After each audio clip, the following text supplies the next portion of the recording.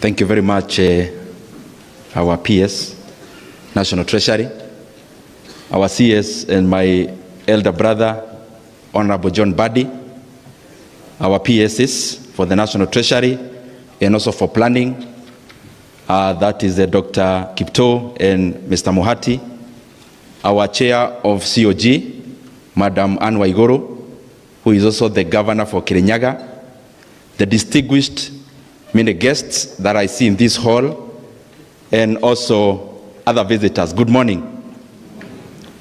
I just wish to make very brief comments on this process. But even before I proceed, I first of all want to congratulate my brother Honorable John Buddy for being appointed the CS for National Treasury, because this is the first time that we are meeting in this kind of process when he is actually not a member of parliament like myself. So karibu sana waziri.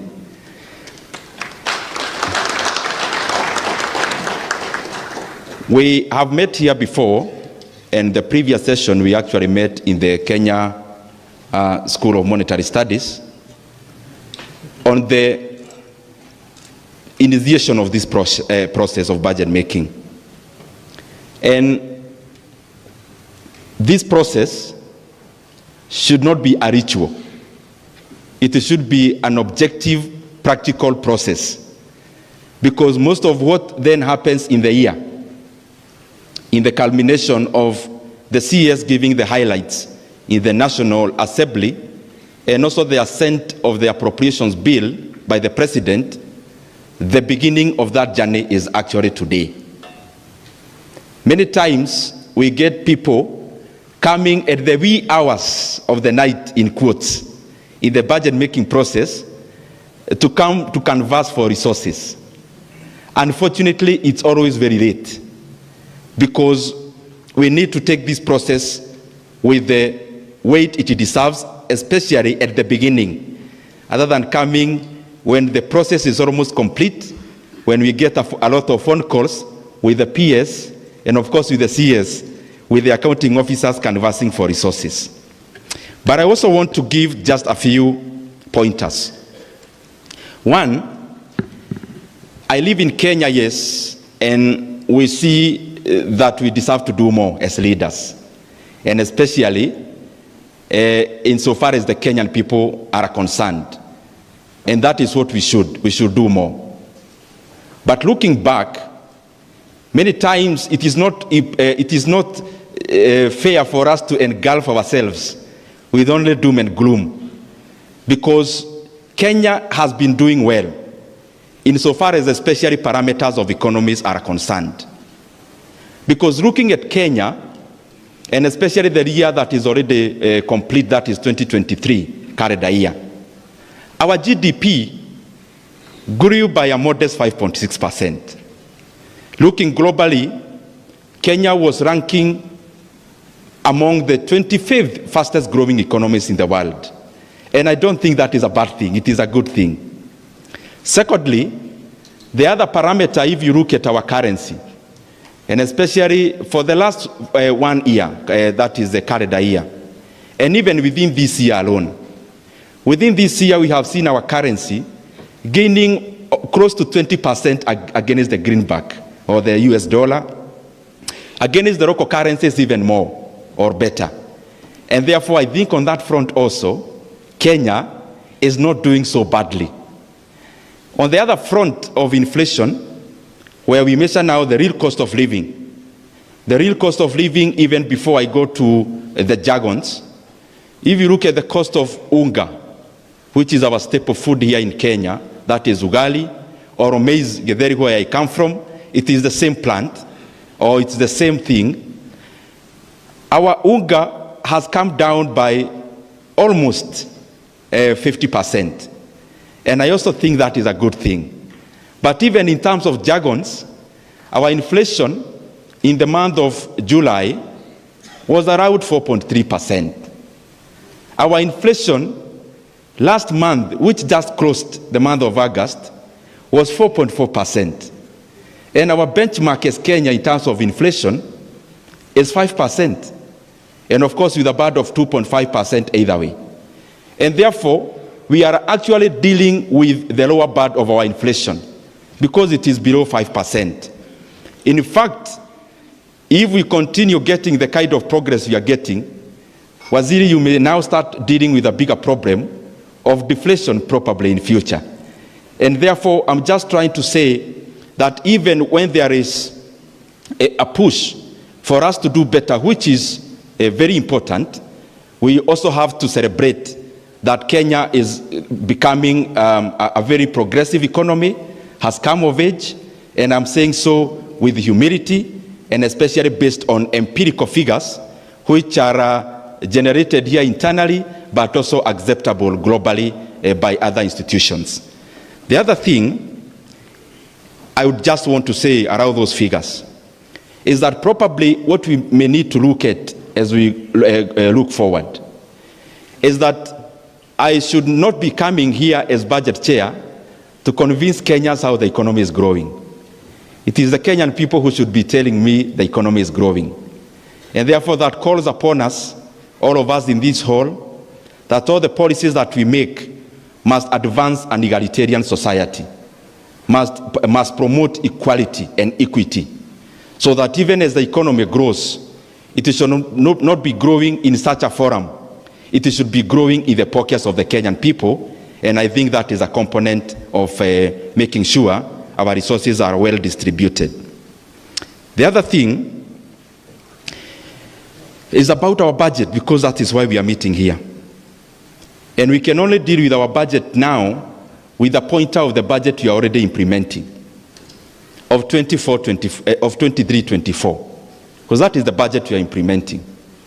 And I'd want all of us to look at this issue very, very objectively. The budget we are implementing is a budget of 3.88 trillion shillings. And I do want us to go together so that the solution may maybe partly come out of this hall. Out of the budget of 3.8 trillion, and that is after the fall of the finance bill, and therefore what followed was the supplementary one. The budget of 3.88 trillion shillings on the revenue side, because it's very important, we have 2.6 trillion shillings in ordinary revenue. And we have around 428 billion shillings in A&A, around 51 billion shillings in expected grants. And if you do the math, you see a hole there of 767 billion Kenya shillings, which is the deficit. But what is the expenditure side? Because that is what 100% of the people here, Waziri, I can guarantee you, never came here because of the revenue side. They came here because of the expenditure side. And especially a PS or an accounting officer, the primary reason they are here is to know ultimately, after the sector working groups, how much am I controlling? But then, in the entirety of it, on the expenditure side, 2.2 trillion shillings is going to national government expenditure, which out of that, around 1.59 trillion shillings is recurrent. And I'm not just mentioning these figures, there is a reason. Out of that then, 641 billion shillings is development. 641. 410 billion shillings is the reason why the chair of the COG is here. It is going to our counties as equitable share. Now, the elephant in the room, 1.23 trillion shillings is CFS, Consolidated Fund Service. What is it?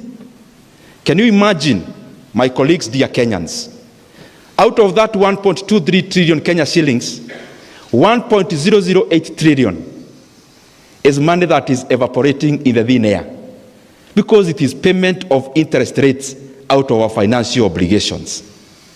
So even as we come and read a huge budget, it is imperative for us to know that even what we read, some of it actually never reaches the sharing table. It goes into the payments of the expenditure already incurred in previous years. And therefore, as we come here sharpening our knives, as accounting officers, on the portion we are going to cut. That is the real situation of our budget making process now. And the unfortunate bit is that even out of the figures that I've read, 68 billion shillings is actually carryovers. Money that we had to pay last year and never managed to pay. It is actually not entirely, because the entire carryovers were 218 billion Kenya shillings. We are only carrying over this financial year now that we are implementing from last. We have only carried over 68 billion Kenya shillings, primarily monies for counties, CDF, and of course pensions. And therefore, that calls for some retrospection. Now, I don't want to belabor the point, but I want to say this because I don't want to take very long. Waziri, many times the things that divide us as a country, whether in terms of the levels of government or the cross sections of our country, is on how we share resources. One thing that is very divisive in this country is how do we share resources. And that is almost unfolding, by the way, out of the CRA formula on equitable share to our counties. But I always think that even as we fight for how we share, the bigger fight should be on how we bake. Our Constitution of Kenya, this is a paradox, is very forthright and eloquent about how resources should be shared in a manner that is equitable and in a manner that is to promote growth across our country. But the entire Constitution of Kenya has no sentence about the GDP of Kenya. Neither do we have any mention about the revenues of our country. And I keep wondering, probably the fabric of our country. Probably we need, therefore, to also look inward, that even as we expend our energy on who gets what, probably we are chasing after a rabbit. Maybe we can come together and put our minds together as Kenyans, and probably there is an antelope in the forest that we should go there and get. An antelope which is bigger money, better resources, and therefore everyone gets more. And the reason I'm saying that, Kenya revenue to GDP ratio is 14% only. That with the economy projected of 18 trillion, the monies that I have read to the ordinary revenue is only a representation of 14% only. But these are complicated figures. Let me bring them home. The same revenue to GDP ratio in the economies that are very advanced, like OECD countries, is 34%. But those are far away. Let me come to our continent. South Africa is around 25%. Meaning, if we collected revenue the same way South Africa is collecting, this financial year, we will be collecting 4.5 trillion Kenya shillings as revenue in our country. And therefore, it means we will not be borrowing a single shilling. We will actually be retiring debts previously borrowed. But what is it that makes us therefore not correct? Maybe that's a burden I want to hand over to my brother, the CS. He will tell us. But probably part of the reason is that our economy is hugely informal. And therefore, that is some work to be done by the National Treasury and the KRA so that everyone contributes their fair share. That if we were collecting revenue in South Africa, we will be collecting 4.5 trillion Kenya shillings. We will spend all the money we have budgeted for, and mwisho wa mwaka tuitisha wa Kenya namba ya simu tuwatumie M-Pesa out of our surplus. That is the way it is.